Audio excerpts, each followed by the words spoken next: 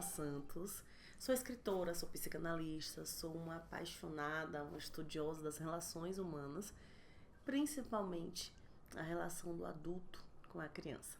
Eu tô aqui hoje pra gente falar um pouquinho sobre como que a gente lida com as nossas crianças, de que forma a gente consegue ajudar a criança a se desenvolver melhor e ajudar a família a ajudar essa criança a se desenvolver melhor. Então eu vou desenvolver esse nosso conteúdo, eu vou dividi-lo em duas partes.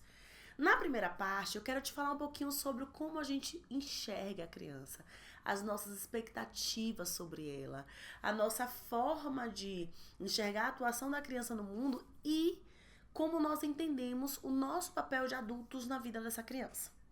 E aí, a segunda parte, a gente vai falar um pouquinho sobre como, enquanto assistentes sociais, educadores, enquanto membros de uma sociedade, nós conseguimos ser aldeia para as famílias, né? Que é um conceito africano maravilhoso de que é necessário uma aldeia para educar uma criança.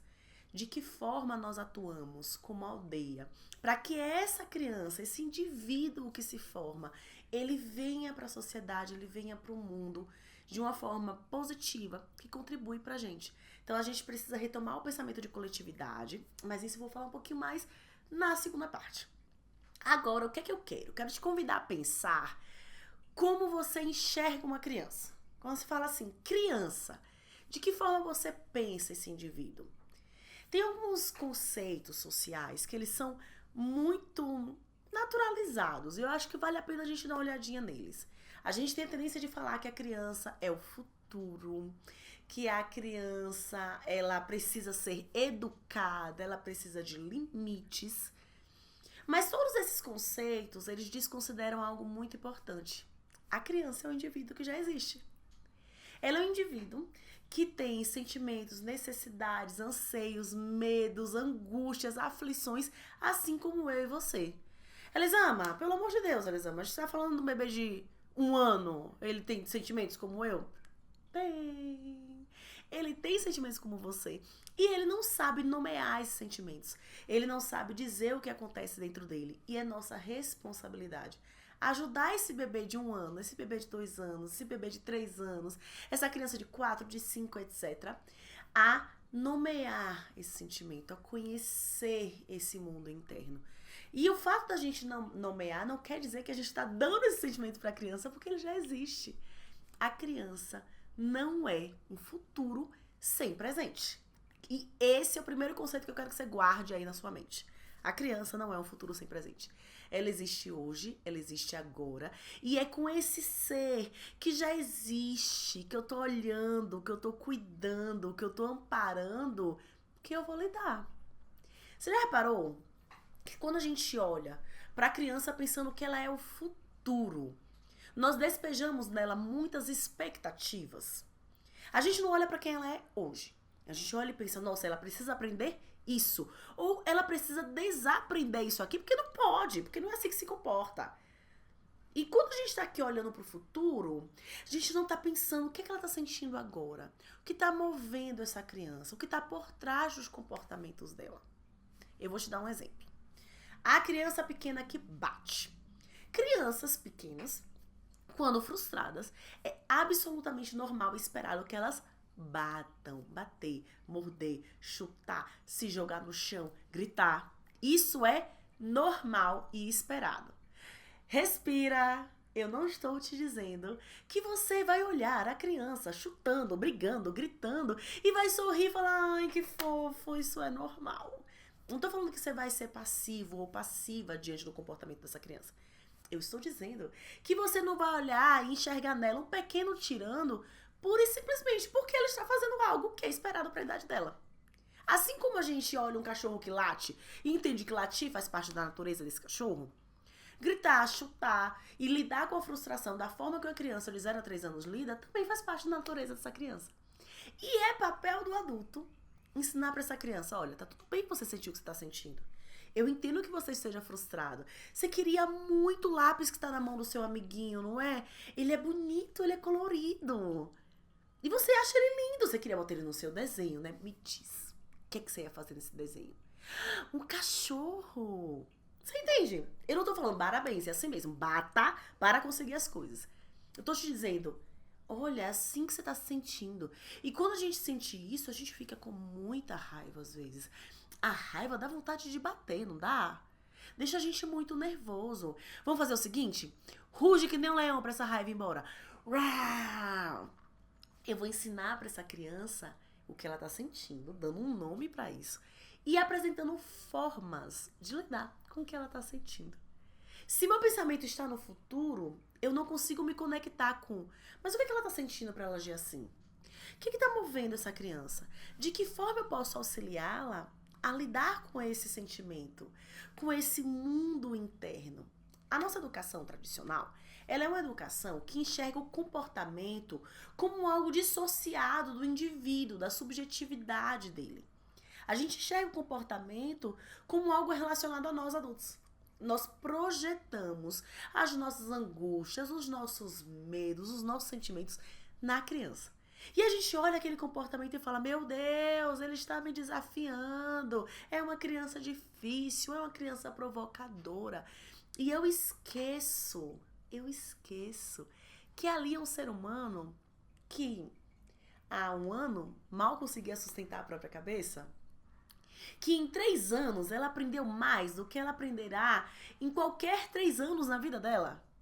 A gente esquece que estamos tratando e cuidando e nos relacionamos com filhotes.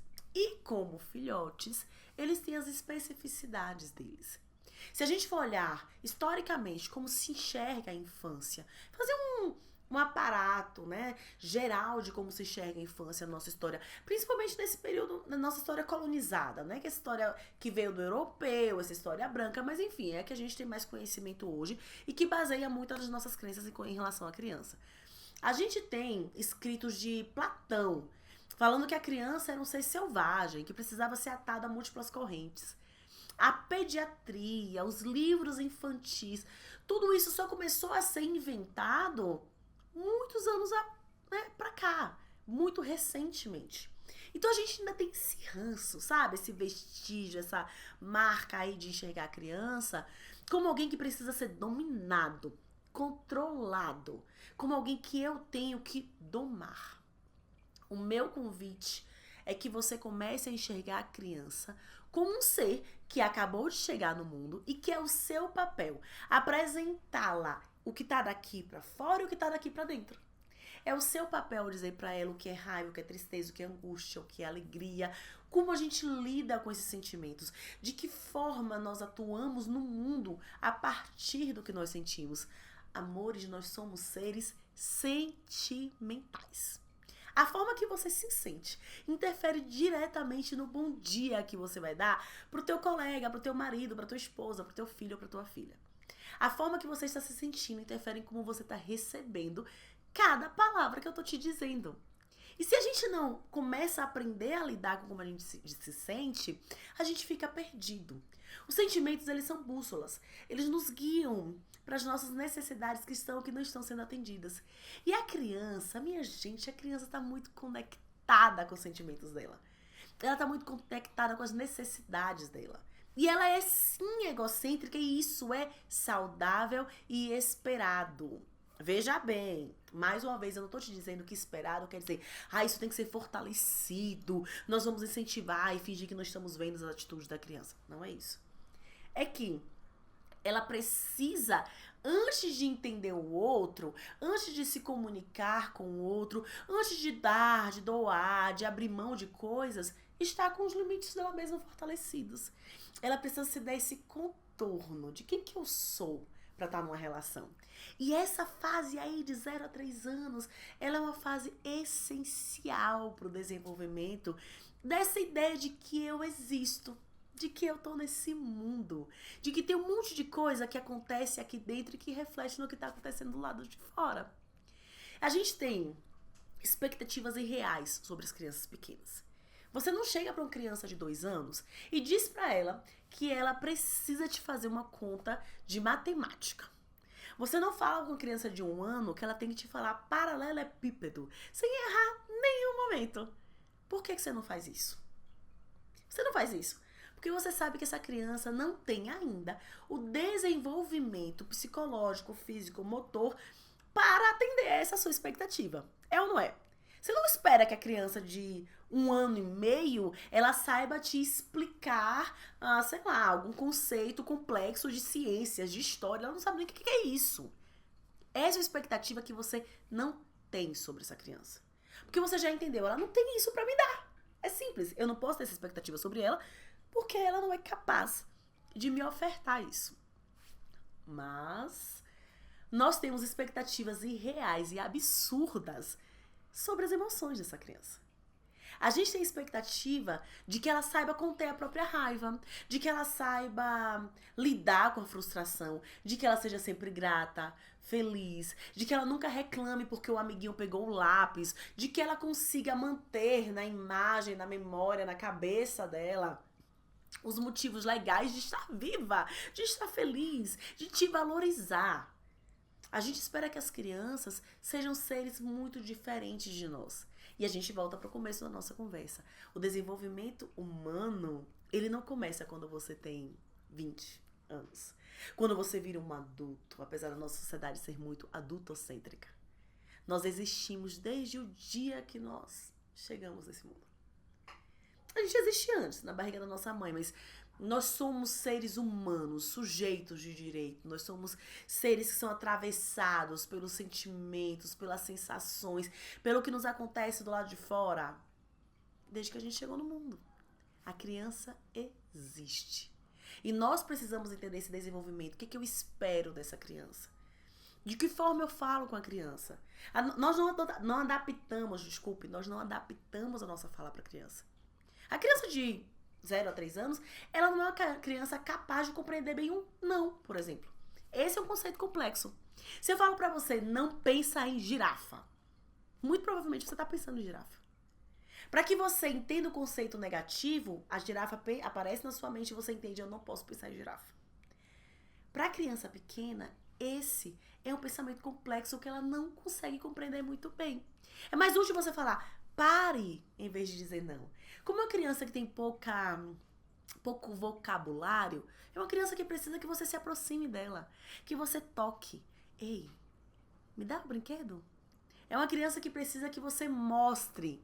A plantinha não come, a plantinha, pode fazer carinho na plantinha, assim.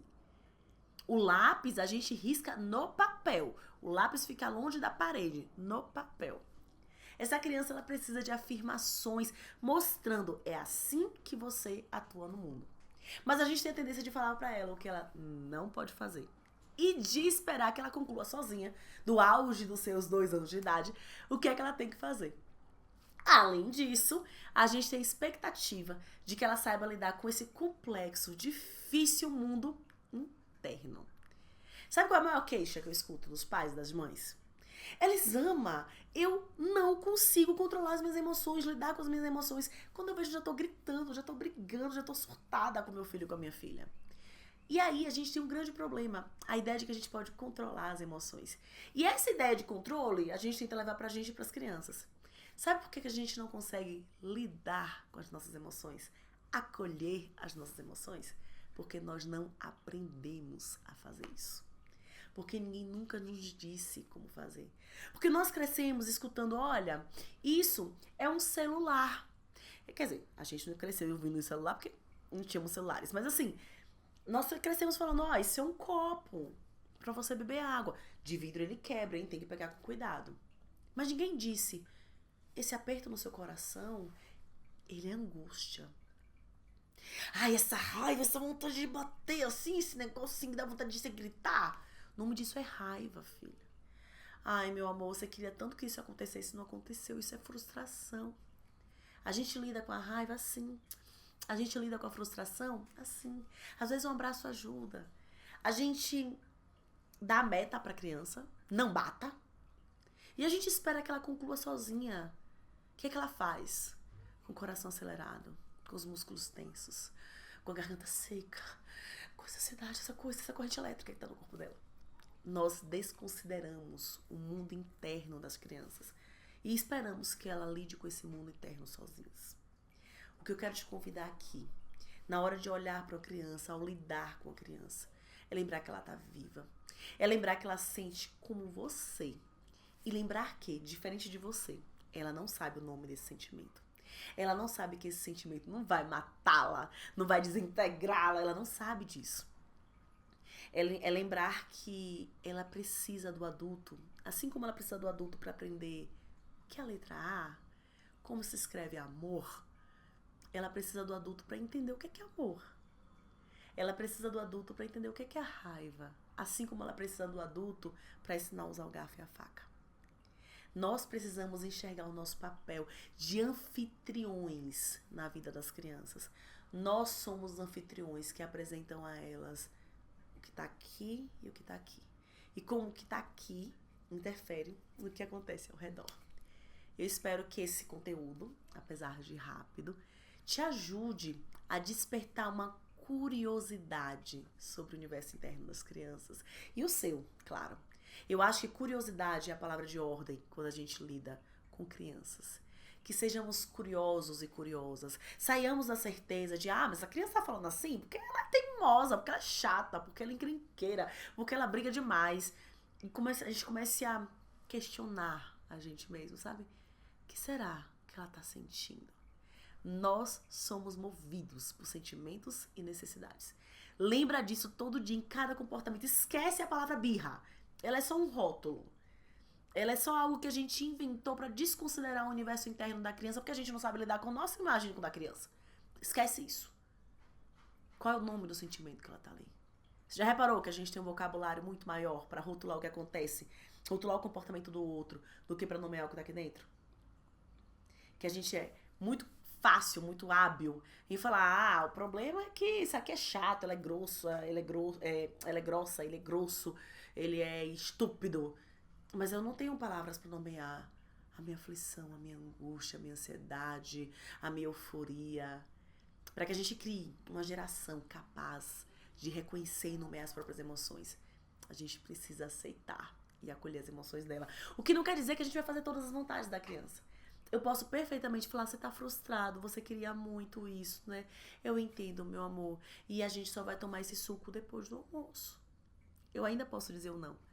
Mas eu posso acolher essa criança. E mostrar pra ela que essa frustração que o meu não despertou nela, ela é normal e aceitável. E que existem formas saudáveis de lidar com ela. É isso. Agora a gente vai para uma segunda parte do nosso vídeo. Pra gente falar um pouquinho sobre como conversar com as famílias, como apoiar as famílias e como fazer com que as famílias enxerguem um pouco melhor as crianças delas.